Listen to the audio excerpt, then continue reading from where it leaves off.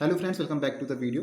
आज हम इस वीडियो पे अरेंज और एरोमेटिसिटी का कंप्लीट रिवीजन करने वाले हैं। ये आपकी वीडियो बहुत इंपॉर्टेंट होने वाली है, तो आपको पूरी वीडियो देखनी है, कोई भी चीज़ आपको यहाँ पर स्किप नहीं करनी है। ठीक है, जितनी भी आपकी रिएक्शंस है यहाँ पर मैकेनिज्म है वो यहाँ पर हम देखेंगे।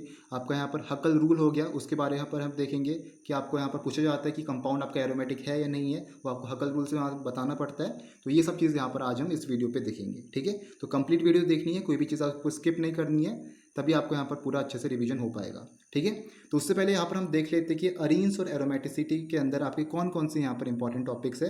जैसे आपका हकल रूल हो गया, मैकेनिज्म होगी नाइट्रेशन की, हेलोजिनेशन की, सल्फोनेशन की, फ्रिडल-क्राफ्ट एल्काइलेशन है, एसाइलेशन है। इनकी मैकेनिज्म आपकी बहुत इंपॉर्टेंट है, मैंने ऑलरेडी आपके चैनल पे वीडियो डाल रखी है, वो आप देख सकते हो, लेकिन उससे पहले यहाँ पर आप रिवीजन कर लो। फिर आपके एक्टिवेटिंग और डीएक्टिवेटिंग सब्स्टिट्यूएंट है, उसके ओरिएंटेशन हो गया। आपका जो ऑर्थो पैरा डायरेक्टिंग ग्रुप्स आते हैं वो आपका इंपॉर्टेंट है। Side chain reaction benzene derivatives की वो भी आपकी इंपॉर्टेंट है। तो ये सब चीज़ें आपकी यहाँ पर एरेंज और एरोमेटिसिटी पे इंपॉर्टेंट है।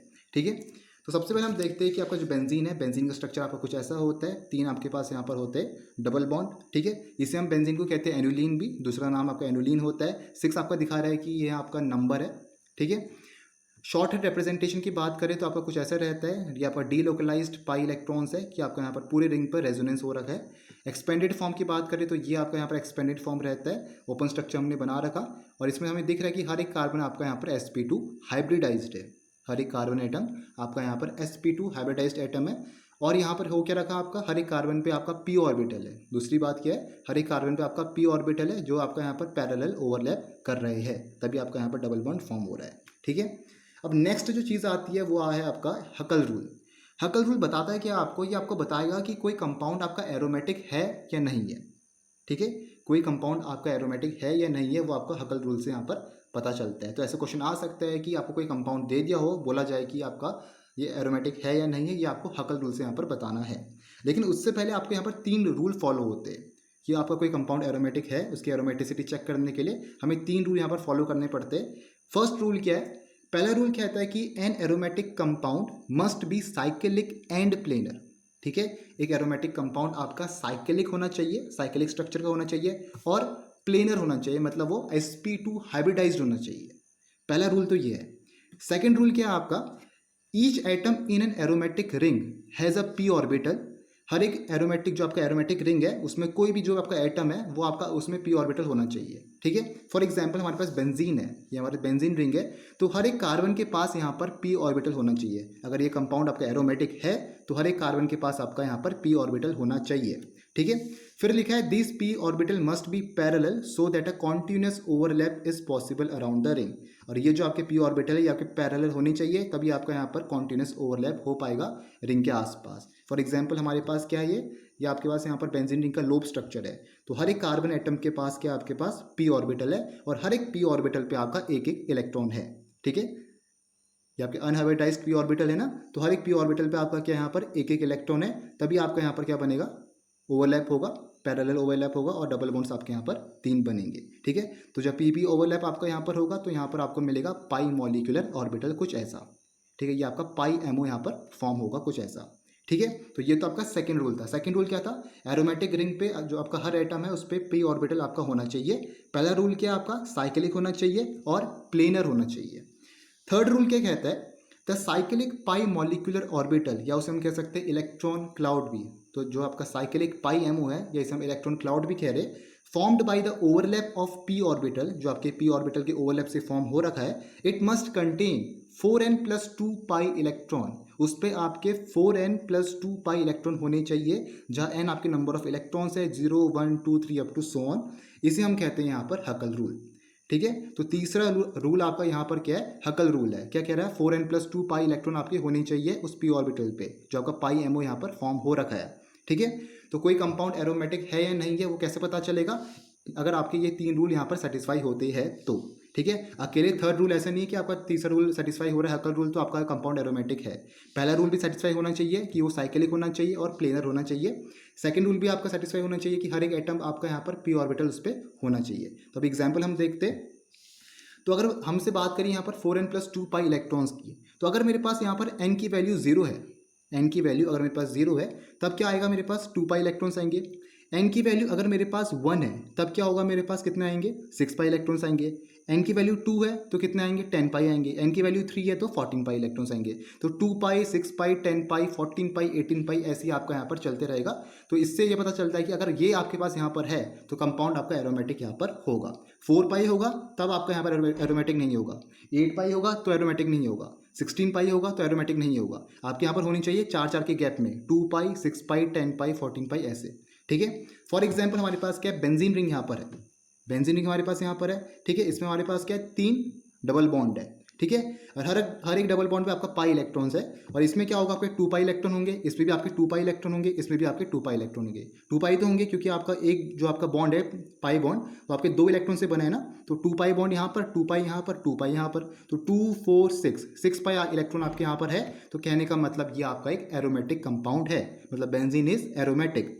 आप कैसे भी निकाल सकते हो, 4n+2 आपसे क्या रखा है तो आपके पास 6 पाई इलेक्ट्रॉन है। तो 4n+2 = 6, तो n 4n = 4, n = 1, मतलब n = 1 आपका यहाँ पर आ रहा है। तो कहने का मतलब ये आपका एरोमेटिक है। या तो आप ऐसे निकालो, या तो आप देखो ये आपके पास डबल बॉन्ड है तो ये 2 पाई इलेक्ट्रॉन, 2 पाई इलेक्ट्रॉन और 2 पाई इलेक्ट्रॉन, तो कितने हो गए 6 पाई इलेक्ट्रॉन। तो कहने का मतलब ये आपका एरोमेटिक है। फॉर एग्जाम्पल हमारे पास एक और स्ट्रक्चर यहाँ पर है, कंपाउंड आपको दे रखा है, हमें बताना है कि आपका एरोमेटिक है या नहीं है। ठीक है। तो ये क्या आपके पास डबल बॉन्ड है तो इस पर आपके 2 पाई इलेक्ट्रॉन्स होंगे। ये आपके पास डबल बॉन्ड है तो इसमें भी आपके 2 पाई इलेक्ट्रॉन्स होंगे। ये आपका डबल बॉन्ड है तो इसमें भी आपके 2 पाई इलेक्ट्रॉन्स होंगे। तो 2 पाई 2 पाई 2 पाई कितने हो गए आपके पास 6 पाई इलेक्ट्रॉन्स होंगे। लेकिन 6 पाई इलेक्ट्रॉन्स तो आपके हो गए, लेकिन अगर हम इस कार्बन की बात करें तो ये आपका यहाँ पर प्लेनर नहीं है। ये बाकी जो आपके कार्बन है इस पर तो आपका p ऑर्बिटल भी है और साथ में आपका प्लेनर भी है, मतलब रूल 1 भी फॉलो हो रहा है, रूल 2 भी आपका फॉलो हो रहा है। लेकिन अगर हम इसकी बात करें, इसमें आपका ये क्या है, ये आपका sp2 हाइब्रिडाइज नहीं है, ये आपका यहाँ पर क्या है अनसेचुरेटेड है, सॉरी सैचुरेटेड कार्बन है। ठीक है। मतलब ये आपका sp3 हाइब्रिडाइज्ड है। तो मतलब आपका यहाँ पर एरोमेटिक कंपाउंड जो रूल है वो आपके फॉलो नहीं हो रहा है। कौन सा वाला, पहला वाला रूल जो कहता है कि an aromatic compound must be cyclic and planar. तो ये आपका जो कंपाउंड है ये आपका नॉन एरोमेटिक होगा। ठीक है। क्यों लिखा है, क्योंकि because 1 carbon is saturated and does not have p orbital, क्योंकि ये सैचुरेटेड है, इसमें आपका p ऑर्बिटल नहीं है, क्योंकि और बाकी आपके जो कार्बन एटम है इस पर आपके p ऑर्बिटल है। ठीक है। लेकिन आप देख सकते हो यहाँ पर आपका हकल रूल तो फॉलो हो रहा है, 2 4 6 पाई इलेक्ट्रॉन्स तो आपकी है, लेकिन रूल फर्स्ट और रूल सेकंड आपका फॉलो नहीं हो रहा है, तो इसके कारण ये आपका नॉन एरोमेटिक है। तो ऐसा नहीं कि अगर आपका हकल रूल फॉलो हो रहा है तो मतलब वो आपका एरोमेटिक है। तीनों रूल आपके यहाँ पर फॉलो होने चाहिए, तभी आपका यहाँ पर कंपाउंड एरोमेटिक होगा या नहीं होगा। ठीक है। फिर क्या आपके पास यहाँ पर कुछ और एग्जाम्पल यहाँ पर हम देखते हैं। कुछ ये कंपाउंड हमारे पास यहाँ पर है। ठीक है। तो ये आपके पास क्या होंगे यहाँ पर 2 पाई इलेक्ट्रॉन्स, ये क्या होंगे 2 पाई इलेक्ट्रॉन्स, ये कितने 2 पाई इलेक्ट्रॉन्स, ये कितने 2 पाई इलेक्ट्रॉन्स। ठीक है। डबल बॉन्ड जहाँ पर है वहाँ पर आपके 2 पाई इलेक्ट्रॉन्स है। तो 2 पाई 2 पाई 2 पाई 2 पाई कितने हो गए टोटल 8 पाई इलेक्ट्रॉन्स। तो 8 पाई हमें चेक करना है, यहाँ पर 8 पाई हमारा आ रहा है नहीं आ रहा है। तो अगर इसमें आप देख सकते हो 2 पाई 6 पाई 10 पाई है, तो मतलब 8 पाई आपका यहाँ पर नहीं आ रहा है। तो कहने का मतलब यहाँ पर आपका हकल रूल फॉलो नहीं कर रहा है, तो ये कंपाउंड आपका नॉन एरोमेटिक है। बाकी आपको चीज़ चेक करने की जरूरत ही नहीं है, क्योंकि आपके यहाँ पर हकल रूल ही फॉलो नहीं हो रहा है, तो बाकी तो आपको कुछ फॉलो होगा ही नहीं। ठीक है। तो 8 पाई इलेक्ट्रॉन है, तो कहने का मतलब ये आपका नॉन एरोमेटिक कंपाउंड है, बिकॉज हकल रूल आपका फॉलो नहीं हो रहा। अब ऐसे भी चेक कर सकते हो, 4n+2 पाई इलेक्ट्रॉन्स है ना आपके पास, यहाँ टोटल कितने 8 पाई है, तो 4n+2 = 8 कर दिया, तो 4n = 6 आ रहा है। तो मतलब n की वैल्यू कितनी आ रही 1.5, तो 1.5 तो हमारे पास है ही नहीं। हमें लेना क्या है यहाँ पर, हमें n क्या लेना है 0 1 2 3 अप टू 7 लेना है। ठीक है। यहाँ तो आपका आ रहा है 1.5, तो मतलब ये आपका यहाँ पर एरोमेटिक नहीं होगा। और एग्जाम्पल आप देख सकते हो, ये आपके पास एक कंपाउंड दे रखा है, इसको आपको बताना है ये आपका एरोमेटिक है या नहीं है। ठीक है। तो कैसे हम बताएंगे, अगर हम देखें यहाँ पर 2 पाई तो ये हो गया, 2 पाई तो ये हो गया, 2 पाई 2 पाई 4 पाई हो गया। और एक हम देख सकते हैं कि आपका जो लोन पेयर है, ठीक है, ये आपका यहाँ पर रेजोनेंस पे जाएगा इस रिंग के साथ, ये आपका यहाँ पर रेजोनेंस पे जाएगा इस रिंग के साथ। तो कहने का मतलब कि ये आपका यहाँ पर एरोमेटिक कंपाउंड होगा। तो मतलब जो आपका लोन पेयर है इसमें भी आपके 2 पाई इलेक्ट्रॉन्स होंगे। ठीक है। जो आपके लोन पेयर है इसमें भी आपके यहाँ पर 2 पाई इलेक्ट्रॉन्स होंगे। तो 2 पाई 4 पाई 6 पाई, तो टोटल कितने हो गए आपके 6 पाई इलेक्ट्रॉन्स हो गए। 2 पाई 2 पाई तो यहाँ पर हो गए, और एक आपका जो लोन पेयर है जो आपके रेजोनेंस पे जा रहा है इस रिंग के साथ, जो आपकी रिंग बन रखी है यहाँ पर साइक्लिक रिंग, तो ये भी आपके इसमें क्या हो गए 2 पाई इलेक्ट्रॉन्स होंगे। तो 2 पाई 2 पाई 2 पाई टोटल कितने हो गए 6 पाई इलेक्ट्रॉन्स। तो मतलब ये आपका कंपाउंड क्या है, एरोमेटिक कंपाउंड है। ठीक है। तो ध्यान देना, इसमें आपके डबल बॉन्ड तो थे ही, साथ में जो लोन पेयर है वो भी आपका उसमें 2 पाई इलेक्ट्रॉन्स होंगे। ठीक है। क्योंकि ये भी आपका यहाँ पर क्या जा रहा है, रेजोनेंस पे जा रहा है। रेजोनेंस हो कैसे रहा है, डबल बॉन्ड से नेक्स्ट वाले कार्बन पे, सॉरी डबल बॉन्ड से नेक्स्ट वाली जो आपका लोन पेयर है डबल बॉन्ड से नेक्स्ट वाला जो आपका इसमें ये आपका रेजोनेंस करेगा, यहाँ भी डबल बॉन्ड से नेक्स्ट है तो ये आपका यहाँ पर रेजोनेंस करेगा। ठीक है, तो ये आपका एरोमेटिक है। फिर आपके पास एक और कंपाउंड आ रहा है, इसको भी बताना है कि आपका एरोमेटिक है या नहीं है। ठीक है, तो अगर यहाँ पर हम देखें 2 पाई तो इस पे हो गए 2 पाई इलेक्ट्रॉन, 2 पाई इलेक्ट्रॉन आपके किस पे हो गए, इस पे हो गए, तो 2 पाई 4 पाई हो गया। और यहाँ पर हम देख सकते हैं कि ऑक्सीजन पे आपके यहाँ पर 2 लोन पेयर है, तो एक लोन पेयर तो आपका चले जाएगा कहाँ पर, रेजोनेंस पर चले जाएगा, किसके साथ, जो आपके यहाँ पर डबल बॉन्ड है इनके साथ चले जाएगा।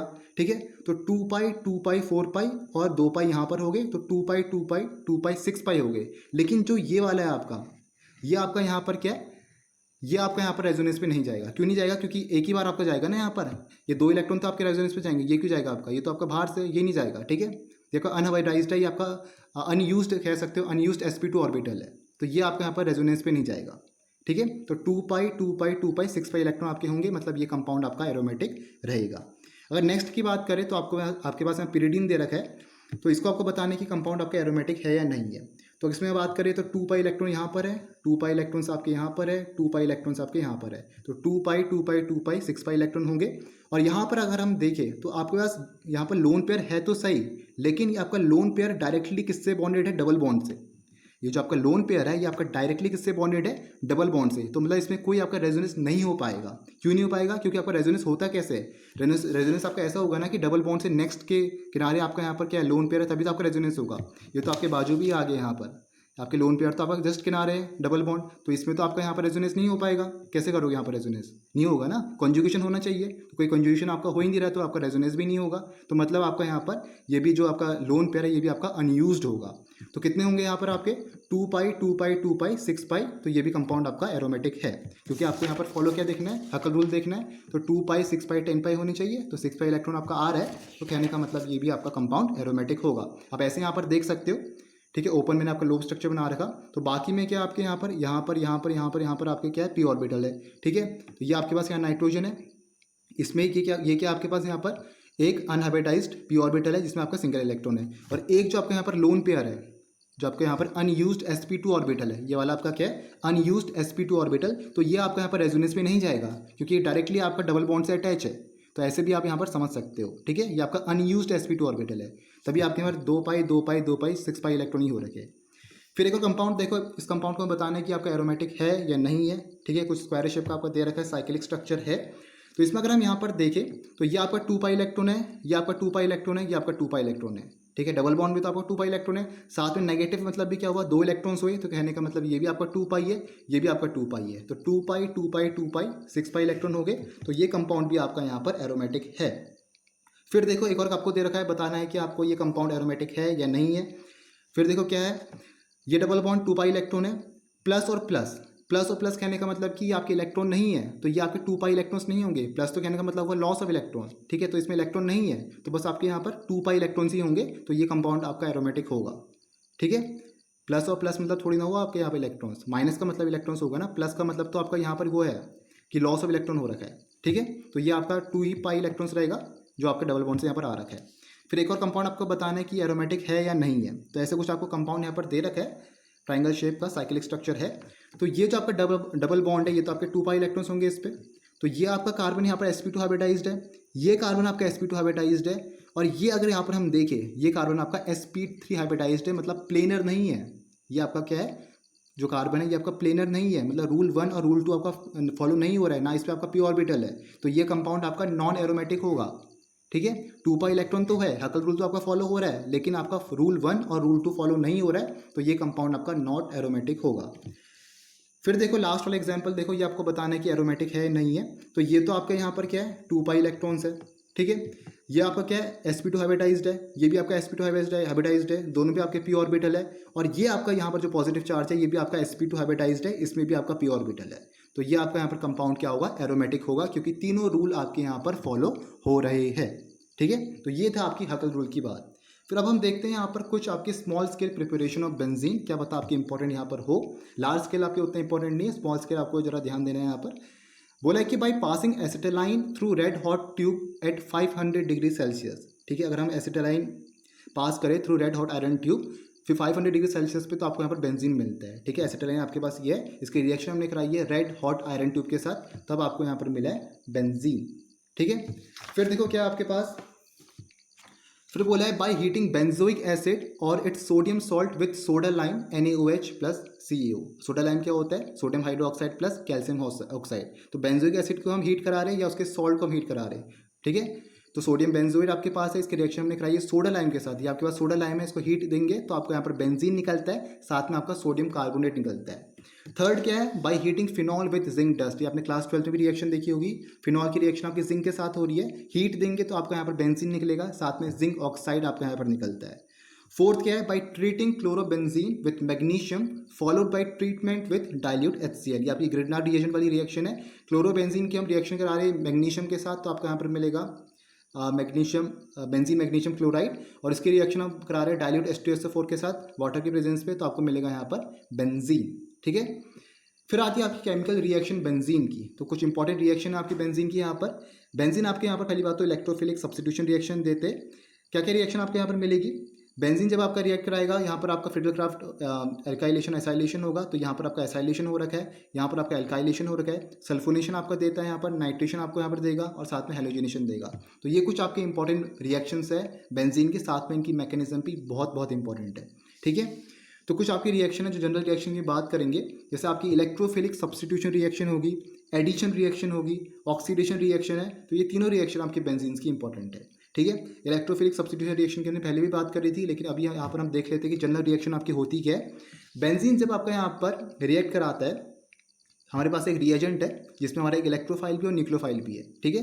तो बेंजीन की यहाँ पर इलेक्ट्रोफिलिक सब्स्टिट्यूशन रिएक्शन होती है, मतलब इलेक्ट्रोफाइल आपका अटैक करेगा किस पर? बेंजीन पे करेगा, और हाइड्रोजन हटा के आपका यहाँ पर एक इलेक्ट्रोफाइल सब्स्टिट्यूट हो जाता है। तो लास्ट में आपको फाइनली मिलता है एक सब्स्टिट्यूशन प्रोडक्ट, ठीक है। और जो हाइड्रोजन और न्यूक्लियोफाइल है वो बाद में आपके अटैच हो जाते हैं। तो ये होती है आपकी इलेक्ट्रोफिलिक सब्स्टिट्यूशन रिएक्शन, जिसमें आपका इलेक्ट्रोफाइल अटैक करता है बेंजीन रिंग पे और हाइड्रोजन को रिप्लेस कर देता है, और इलेक्ट्रोफाइल आपका यहाँ पर अटैच हो जाएगा। फिर क्या आपके पास यहाँ पर जो आपकी जनरल मैकेनिज्म है वो हम देख लेते हैं, कौन सी आपकी जनरल मैकेनिज्म है यहाँ पर इलेक्ट्रोफिलिक सब्स्टिट्यूशन रिएक्शन की। तो ये सबके लिए आपकी फॉलो होगी, जैसे आपका नाइट्रेशन हो गया, सल्फोनेशन हो गया, आपका फ्रिडलक्राफ्ट एल्काइलेशन है, एसाइलेशन है, सबके लिए आपकी मैकेनिज्म फॉलो है। सेम स्टेप आपको यहाँ पर फॉलो करने हैं, ठीक है। पहले भी हमने देखा था, वो आप वीडियो देख सकते हो। स्टेप 1 की हम बात करें फॉर्मेशन ऑफ इलेक्ट्रोफाइल की। स्टेप 1 में होगा क्या? इलेक्ट्रोफाइल आपका फॉर्म होता है। कैसे फॉर्म होता है? रिएजेंट और कैटालिस्ट से। रिएजेंट में क्या होगा आपका? रिएजेंट पे आपका इलेक्ट्रोफाइल होगा और न्यूक्लियोफाइल होगा, ठीक है। तो जब आप रिएक्ट कराएंगे इलेक्ट्रोफाइल न्यूक्लियोफाइल कैटलिस्ट के साथ, तो इलेक्ट्रोफाइल आपका सेपरेट हो जाएगा और न्यूक्लियोफाइल और कैटलिस्ट आपके एक साथ यहाँ पर अटैच हो जाएंगे। तो इलेक्ट्रोफाइल आपको यहाँ पर मिल गया, ठीक है। स्टेप 2 में क्या होगा? The electrophile attacks the aromatic ring to form the carbonium ion. Electrophile कहाँ अटैक करेगा? एरोमेटिक रिंग पे अटैक करेगा कार्बोनियम आयन फॉर्म करने के लिए। ये हमने नाइट्रेशन सल्फोनेशन भी देखा था, तो सेम आपका यहाँ पर जनरल मैकेनिज्म फॉलो होगी, ठीक है। तो सेकंड स्टेप क्या है? Electrophile will attack the aromatic ring to form the carbonium ion. तो जब अटैक करेगा तो आपका कार्बोनियम आयन बनेगा, और ये आपका रेजोनेंस स्टेबलाइज्ड है। इतने पूरे पे आपका यहाँ पर रेजोनेंस होगा, ठीक है।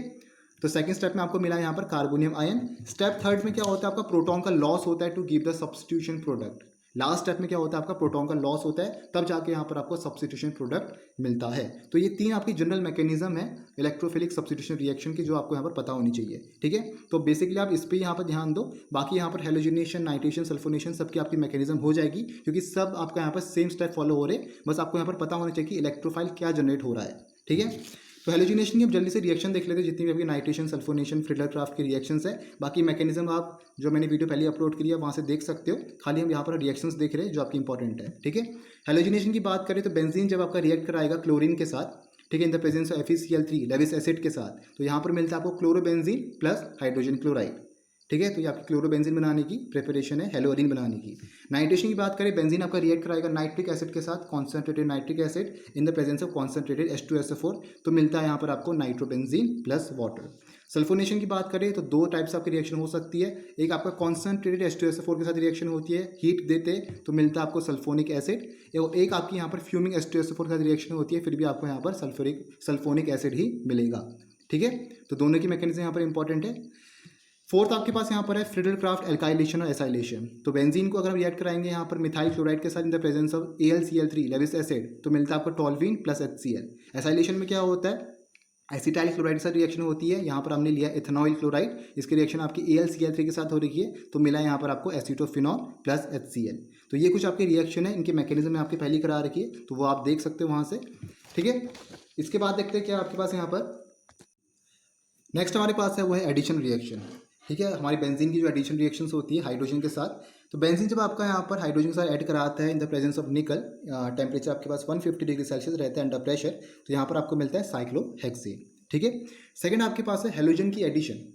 हेलोजन जो आपका ऐड कराते हैं बेंजीन के साथ in the presence of UV light, तो यहाँ पर मिलता है आपको बेंजीन हेक्साक्लोराइड। ठीक है, थर्ड आपके पास यहाँ पर ऑक्सीडेशन रिएक्शन। ऑक्सीडेशन में आपकी इंपॉर्टेंट है ओजोनोलिसिस। बेंजीन का जब ओजोनोलिसिस होता है, बेंजीन जब आपका 3 मोल ऑफ ओजोन के साथ रिएक्ट कराता है, तो यहाँ पर मिलता है आपको ट्राईओजोनॉइड। ट्राईओजोनॉइड की जब आपकी रिएक्शन होती है zinc in the presence of water, तो यहाँ पर आपको क्लीवेज देखने को मिलता है और मिलेगा आपको यहाँ पर ग्लाइऑक्सल, ये आपका एक एल्डिहाइड है। फिर आता है आपके पास प्रिपरेशन ऑफ टॉल्वीन। टॉल्वीन की प्रिपरेशन जिसे हम कहते हैं मिथाइल बेंजीन पी। तो सबसे पहले आपके पास यहाँ पर बाई फ्री रेडिकल एल्काइलेशन, तो बेंजीन जो आपका यहाँ पर मिथाइल आयोडाइड के साथ रिएक्ट करा रहा है in the presence of Lewis acid AlCl3, तो यहाँ पर आपको मिलेगा टॉल्वीन प्लस HCl। सेकंड आपके पास यहाँ पर है वो है from bromobenzene by Wurtz Fittig reaction. Wurtz Fittig reaction होती क्या है? वुड्स फिटिंग रिएक्शन पे आपका यहाँ पर एक एल्काइल हैलाइड होता है और दूसरा आपका होता है एराइल हैलाइड। तो एल्काइल हैलाइड हमारे पास यहाँ पर है मिथाइल ब्रोमाइड और एराइल हैलाइड हमारे पास यहाँ पर है ब्रोमोबेंजीन। तो ब्रोमोबेंजीन प्लस आपका मिथाइल ब्रोमाइड रिएक्ट कराते हैं 2 मोल ऑफ सोडियम के साथ in the presence of dry ether, तो मिलेगा आपको यहाँ पर टॉल्वीन प्लस सोडियम ब्रोमाइड। फिर आता है आपके पास हेलोजिनेशन ऑफ टॉल्वीन, ये आपकी केमिकल रिएक्शन है टॉल्वीन की। ठीक है, तो मिथाइल बेंजीन जब आपका Cl2 के साथ रिएक्ट कराते हैं in the presence of FeCl3 Lewis acid, तो यहाँ पर आपको मिलता है ऑर्थो और पैरा प्रोडक्ट, और जिसमें आपका जो पैरा वाला प्रोडक्ट है ये आपका मेजर प्रोडक्ट होता है। ठीक है, फिर क्या आपके पास यहाँ पर नाइट्रेशन ऑफ टॉल्वीन, जैसे हम यहाँ पर बेंजीन में देखते थे nitration, sulphonation, Friedel-Crafts alkylation, acylation, वैसे ही यहाँ पर हम टॉल्वीन पे भी देखेंगे। तो आपके यहाँ पर जो टॉल्वीन है मिथाइल बेंजीन, वो रिएक्शन कराता है कॉन्सेंट्रेटेड नाइट्रिक एसिड के साथ in the presence of concentrated H2SO4, तो यहाँ पर आपको ऑर्थो और पैरा प्रोडक्ट मिलते हैं। ठीक है, 2 मिथाइल नाइट्रोबेंजीन और 4 मिथाइल नाइट्रोबेंजीन। सल्फोनेशन टॉल्वीन में क्या होता है, इसमें आपको मिलेगा 2 प्रोडक्ट, जिसमें आपका जो सल्फोनेशन वाला प्रोडक्ट है, जो आपका सल्फोनिक एसिड है, वो आपका यहाँ पर ऑर्थो और पैरा पे अटैक करेगा। ठीक है, फ्रिडलक्राफ्ट एल्काइलेशन पे क्या होता है, आपको ऑर्थोजैलिन और पैराजैलिन मिलते हैं। जो आपका टॉल्वीन है वो रिएक्ट कराता है आपको मिथाइल क्लोराइड के साथ in the presence of AlCl3, तो यहाँ पर आपको मिलेगा ऑर्थोजाइलिन और पैराजाइलिन। तो सेम रिएक्शन आपकी फ्रिडलक्राफ्ट एसाइलेशन की होगी, जिसमें आपको मिलेगा 2 मिथाइल एसीटोफिनॉल और 4 मिथाइल एसीटोफिनॉल। ठीक है, फिर आता है आपके पास वो है कैटालिटिक हाइड्रोजनेशन। कैटालिटिक हाइड्रोजनेशन, टॉल्वीन का जब आपका हाइड्रोजनेशन होता है इन द प्रेजेंस ऑफ निकल कैटलिस्ट 150 डिग्री सेल्सियस पे, तो आपको मिलता है यहाँ पर मिथाइल साइक्लोहेक्सेन, एक साइक्लो एल्केन आपको यहाँ पर मिलता है। फिर आती है आपकी most important side chain reaction. Side chain reaction की जो मैकेनिज्म है वो आपकी फ्री रेडिकल मैकेनिज्म से आपकी होती है, जिसमें आपका होमोलिटिक क्लीवेज होता है। तो साइड चेन हेलोजिनेशन पे आपकी जनरल रिएक्शन है क्या, टॉल्वीन जब आपका यहाँ पर रिएक्ट कराता है Cl2 के साथ in the presence of UV light, तो यहाँ पर आपको मिलेगा बेंजाइल क्लोराइड। फिर इसकी रिएक्शन आपकी होती है Cl2 के साथ वापस in the presence of UV light, तो फिर मिलेगा आपको बेंजाइल क्लोराइड। फिर वापस इसकी रिएक्शन होती है Cl2 के साथ in the presence of UV light, तो फिर मिलता है आपको बेंजो ट्राइक्लोराइड। तो हो क्या रहा है इस रिएक्शन पे, एक एक करके आपके यहाँ पर हाइड्रोजन रिप्लेस होते रहते हैं और क्लोरीन आपके अटैच होते रहते हैं, जैसे जैसे आपकी यहाँ पर क्लोरीन के साथ रिएक्शन होती है। अब इसकी मैकेनिज्म आपकी कैसी हुई है, इसकी मैकेनिज्म आपकी होती है फ्री रेडिकल मैकेनिज्म होता है, फ्री रेडिकल सब्स्टिट्यूशन आपका होता है। ठीक है, पहला स्टेप क्या होता है आपका यहाँ पर chain initiation step. Chain initiation step में वो आपका होता है यहाँ पर होमोलिटिक क्लीवेज। जो आपके पास क्लोरीन फ्री रेडिकल है उसका आपका यहाँ पर आपको मिलता है क्लोरीन मॉलिक्यूल, इसका आपको 2 उस पर आपका होमोलिटिक क्लीवेज होता है, तो आपको यहाँ पर 2 क्लोरीन फ्री रेडिकल्स मिलते हैं। तो जो आपके फ्री रेडिकल्स यहाँ पर आपको मिले हैं वो आपके जो सेकंड स्टेप में क्या काम आते हैं, सेकंड स्टेप आपको यहाँ पर होता है चेन प्रोपोगेशन स्टेप। तो जो आपको क्लोरीन फ्री रेडिकल है वो आपका अटैक करता है टॉल्वीन के साथ, जो आपके पास टॉल्वीन है उसका अटैक करेगा, और इसमें जो आपका हाइड्रोजन है टॉल्वीन के साथ जो जुड़ा है उसका एक इलेक्ट्रॉन आपका क्लोरीन ले जाएगा और क्लोरीन आपको बना लेगा यहाँ पर HCl। ठीक है, और एक आपको यहाँ पर मिलता है benzyl free radical.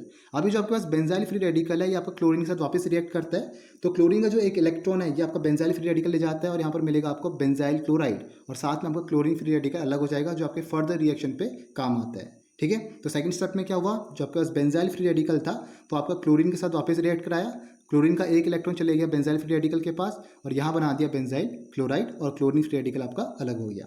Step third के आपके पास हुआ है चेन टर्मिनेशन स्टेप। तो लास्ट स्टेप में होता है क्या कि जितने भी आपके पास आपको फ्री रेडिकल यहाँ पर मिले प्रोपोगेशन स्टेप में और इनिशिएशन स्टेप में, वो सब आपके कंबाइन हो जाते हैं और आपके यहाँ पर बॉन्ड बना लेते हैं। जैसे 2 आपके पास क्लोरीन फ्री रेडिकल है, ये आपको क्लोरीन मॉलिक्यूल बना देंगे, आपके पास एक बेंजाइल फ्री रेडिकल है और एक क्लोरीन फ्री रेडिकल है, तो ये आपके यहाँ पर बेंजाइल क्लोराइड आपको फॉर्म कर देंगे। तो जितने भी आपके यहाँ पर फ्री रेडिकल्स है वो सब आपके कंबाइन हो जाते हैं। ठीक है, फिर जो आपके पास यहाँ पर एक्स्ट्रा जो आपके पास यहाँ फ्री रेडिकल बचा है, ये आपका यहाँ पर आगे जो फर्दर रिएक्शन होगी, जो आपका यहाँ पर बेंजाइल क्लोराइड बनेगा, उसके लिए आपका काम आता है। तो क्लोरीन फ्री रेडिकल जब आपका बेंजाइल क्लोराइड के साथ रिएक्ट कराता है, ठीक है, तो हाइड्रोजन का एक इलेक्ट्रॉन आपको चले जाता है क्लोरीन फ्री रेडिकल के पास, तो ये आपको बना देगा HCl, और यहाँ पर मिलता है आपको क्लोरो बेंजाइल फ्री रेडिकल, ठीक है।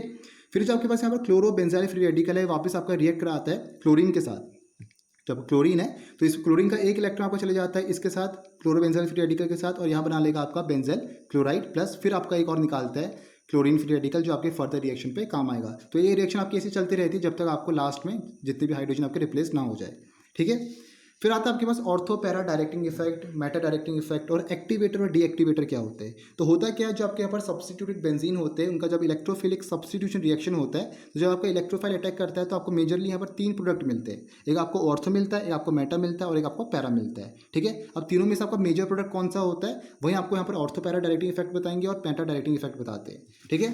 तो अगर हम बात करें यहाँ पर ऑर्थो पैरा डायरेक्टिंग इफेक्ट की, तो कुछ आपके यहाँ पर ग्रुप्स होते हैं जो आपके ऑर्थो पैरा डायरेक्टिंग होते हैं। ऑर्थो पैरा डायरेक्टिंग कहने का मतलब कि जो आपके पास सब्स्टिट्यूटेड बेंजीन है, मान लीजिए आपके पास फिनॉल है, ये आपके पास एक ऑर्थो पैरा डायरेक्टिंग ग्रुप है, ठीक है। तो इसका जब मैं आपका नाइट्रेशन करा रहा हूँ तो इसमें आपको 3 प्रोडक्ट यहाँ पर मिल रहे हैं, एक ऑर्थो मिल रहा है, एक पैरा मिल रहा है और एक मेटा मिल रहा है, ठीक है। तो ऑर्थो पैरा जब मैं कह रहा हूँ तो कहने का मतलब कि जो आपका ग्रुप यहाँ पर ऐड होगा, जो इलेक्ट्रोफाइल आपका यहाँ पर अटैक करेगा बेंजीन पर, वो आपका यहाँ पर ऑर्थो पे करेगा और पैरा पे करेगा। मेटा पे आपका यहाँ पर जो करेगा उसमें के लिए आपका 0% यहाँ पर बनेगा, ठीक है। तो ऑर्थो के लिए आपका 53% बनता है, पैरा के लिए आपका 47% बनता है, और मेटा के लिए आपका यहाँ पर 0% बनता है, ठीक है। तभी ये आपका ऑर्थो पैरा डायरेक्टिंग ग्रुप्स है, ठीक है। तो कौन कौन से ऐसे और आपके ऑर्थो पैरा डायरेक्टिंग ग्रुप्स है, जैसे आपके यहाँ पर क्लोरीन, ब्रोमीन, आयोडीन, जितने भी आपके हेलोजन है, ये आपके ऑर्थो पैरा डायरेक्टिंग होते हैं, ठीक है। फिनॉल आपका है, जैसा भी हमने देखा, और आपके पास अमीन हो गए यहाँ पर 1 डिग्री, 2 डिग्री, 3 डिग्री हो गया, ठीक है। मिथॉक्सी ग्रुप हो गए, मिथाइल ग्रुप्स हो गए, ये सब आपके यहाँ पर ऑर्थो पैरा डायरेक्टिंग ग्रुप्स होते हैं। तो आपको पता होनी चाहिए कौन से आपके ऑर्थो पैरा होते हैं और कौन से आपके मेटा होते हैं। मेटा डायरेक्टिंग ग्रुप्स की हम बात करें तो कौन कौन से आपके मेटा डायरेक्टिंग ग्रुप्स है, नाइट्रो हो गया, नाइट्रो ग्रुप, सल्फोनिक ग्रुप हो गया, साइनाइड ग्रुप हो गया, कार्बोक्सिलिक ग्रुप हो गया, एल्डिहाइड ग्रुप हो गया, कीटोन ग्रुप हो गया, ठीक है, कीटोन वाले हो गए, अमोनियम आयन हो गया, तो सब आपके मेटा डायरेक्टिंग ग्रुप्स है। तो इसमें होगा क्या, जो आपका इलेक्ट्रोफाइल अटैक करेगा वो आपका मेटा पोजीशन पे करेगा, ठीक है, क्योंकि ये आपके मेटा डायरेक्टिंग ग्रुप्स है। तो अगर मैं बात करूँ फॉर एग्जांपल नाइट्रोबेंजीन की, नाइट्रोबेंजीन का आपका नाइट्रेशन हो रहा है, तो जो आपका नाइट्रो ग्रुप है, जो आपका इलेक्ट्रोफाइल है, वो आपका मेटा पोजीशन पे अटैक करेगा, तो ये आपका 94% बनाएगा मेटा प्रोडक्ट, 5% बनाता है आपका ऑर्थो प्रोडक्ट, और 0% आपका बनाता है यहाँ पर पैरा प्रोडक्ट, ठीक है। तो इससे पता चलता है कि मेटा वाला है जो आपके यहाँ पर ज़्यादा मेजर प्रोडक्ट बनेंगे, ठीक है, क्योंकि आपका जो नाइट्रो है वो आपका मेटा डायरेक्टिंग ग्रुप है। फिर आता है आपके पास वो है एक्टिवेटिंग सब्स्टिट्यूएंट और डीएक्टिवेटिंग सब्स्टिट्यूएंट। एक्टिवेटिंग सब्स्टिट्यूएंट क्या होते हैं, a substituent which activate the aromatic ring to further substitution is called activating substituent, ठीक है। वो आपके जो सब्स्टिट्यूएंट जो आपके एरोमेटिक रिंग को एक्टिवेट कर देते हैं फर्दर सब्स्टिट्यूशन के लिए, वो आपके होते हैं यहाँ पर एक्टिवेटिंग सब्स्टिट्यूएंट। अभी हम देखेंगे कि कौन से आपके एक्टिवेटिंग होते हैं और कौन से आपके डीएक्टिवेटिंग होते हैं। डीएक्टिवेटिंग सब्स्टिट्यूएंट कहने का मतलब वो सब्स्टिट्यूएंट जो आपके रिंग को डीएक्टिवेट कर देते हैं फर्दर सब्स्टिट्यूशन के लिए, ठीक है।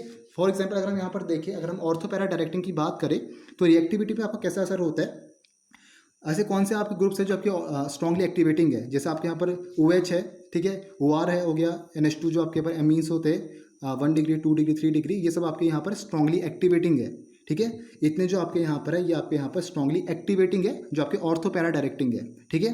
अगर मैं बात करूँ आपकी वीकली एक्टिवेटिंग की, वीकली एक्टिवेटिंग ग्रुप्स की, तो जो आपके मिथाइल ग्रुप्स है ये आपके वीकली एक्टिवेटिंग ग्रुप्स है, ठीक है। और डीएक्टिवेटिंग ग्रुप्स की मैं बात करूँ तो ये आपके जो हेलोजेंस है ये आपके डीएक्टिवेटिंग ग्रुप्स है, तो ये आपके स्ट्रांगली एक्टिवेटिंग हो गए, ये आपके वीकली डीएक्टिवेटिंग हो गए, और ये आपके यहाँ पर डीएक्टिवेटिंग ग्रुप्स हो गए, ठीक है।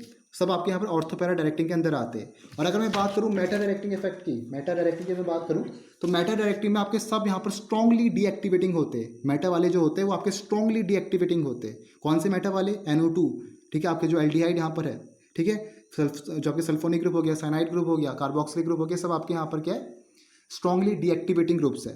फॉर एग्जाम्पल अगर हम बात करें यहाँ पर देखो आपके पास एनिलीन है, अब एनिलीन आपका एक एक्टिवेटिंग ग्रुप है, और आपका जो नाइट्रो ग्रुप है ये आपका एक डीएक्टिवेटिंग ग्रुप है।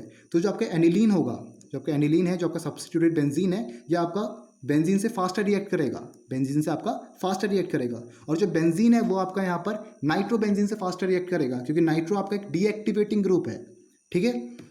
फिर क्या आता है आपके पास, 2 इंपॉर्टेंट लाइन लिखी है, बोला कि ortho para direct activate a ring toward electrophilic substitution reaction, whereas Meta directing groups deactivate ring toward electrophilic substitution reaction. Ortho para जो आपके डायरेक्टिंग ग्रुप्स होते हैं वो आपके रिंग को एक्टिवेट करते हैं during towards electrophilic substitution reaction, और जो मेटल रिएक्टिंग ग्रुप्स होते हैं वो आपके रिंग को डीएक्टिवेट करते हैं टुवर्ड्स इलेक्ट्रोफिलिक सब्स्टिट्यूशन रिएक्शंस। और जो आपके हेलोजेंस है, जो आपके यहाँ पर ऑर्थोपैरा डायरेक्टर्स है, ये आपके वो सब्स्टिट्यूएंट है जो आपके रिंग को डीएक्टिवेट करते हैं टुवर्ड्स इलेक्ट्रोफिलिक सब्स्टिट्यूशन रिएक्शन। तो ये आपके यहाँ पर पूरा था आपके जो एरीन्स एरोमेटिसिटी के अंदर जितना भी आपके आते हैं रिएक्शंस को।